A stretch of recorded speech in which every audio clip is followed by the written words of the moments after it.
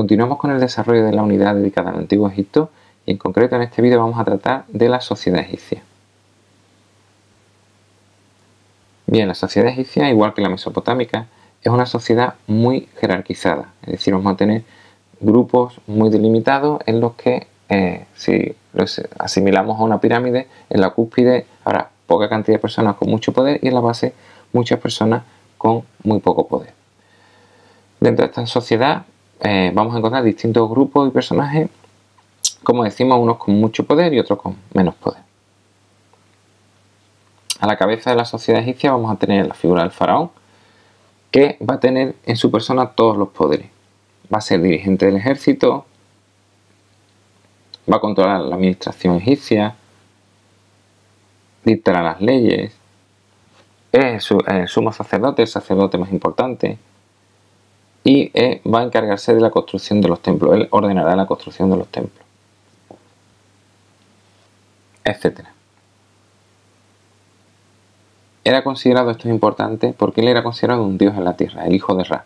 A diferencia de Mesopotamia, que era una especie de intermediario con los dioses, aquí es directamente considerado como un dios.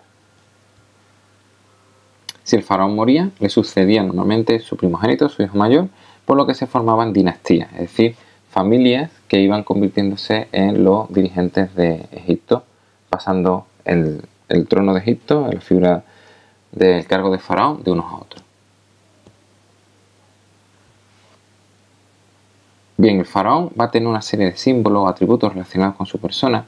Los principales van a ser la corona blanca, Hedjet, que simboliza el Alto Egipto, y la tenemos. La corona roja, el Desheret, que simboliza el Bajo Egipto. Y, por ejemplo, la doble corona, Seyemti, que simboliza la unión del Alto y el Bajo Egipto. Como vemos, es una corona del Alto Egipto y a la que se coloca la del Bajo Egipto. También tendríamos la corona azul, el Yepresh, que simboliza el poder militar y que utilizará el faraón cuando luche.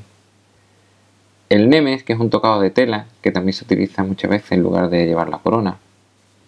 La barba postiza, que simboliza su relación con Osiris, que es el primer faraón. Y el cetro también, que es este de aquí, con esta forma semicircular aquí, que representa al cayado de un pastor y tiene la idea de que el faraón es el pastor de su pueblo.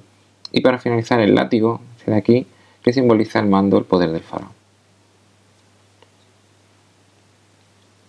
Bien, otra figura importante sería la figura del visir, una especie de primer ministro. Es la persona de confianza del faraón y va a ser la máxima autoridad después de él. Va a encargarse de todas las tareas administrativas y de todo lo relacionado con el gobierno del país.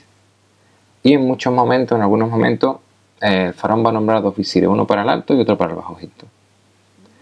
¿Qué es lo que hacía además el visir? Pues nombraba cargos que estaban por debajo de él, en lugar del faraón, en nombre del faraón. Va a dirigir los trabajos de las tierras de cultivo, va a ordenar qué es lo que hay que hacer y administrará el ejército y también se va a encargar de la construcción de la tumba del faraón. Él ordenará la construcción y dirigirá la construcción de la tumba del faraón. Bien, otro personaje importante de la sociedad serán los sacerdotes. Va a dedicarse mayoritariamente su tiempo, lo va a dedicar a labores religiosas, aunque no solo, también desempeñarán labores administrativas y militares.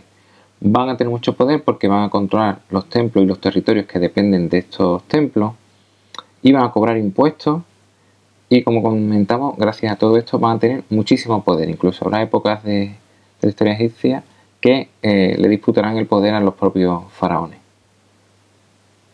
Otro grupo serían los miembros del ejército.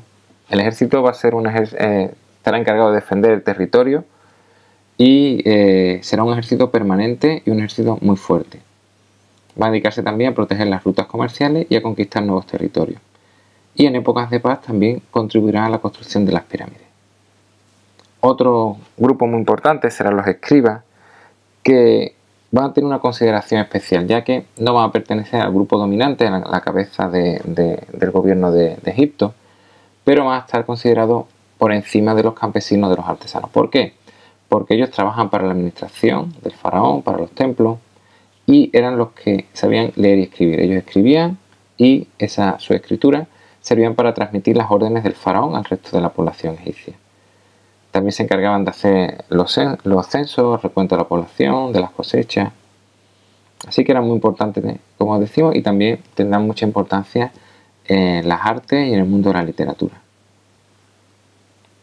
Por debajo de los escribas tendremos a los campesinos y a los artesanos.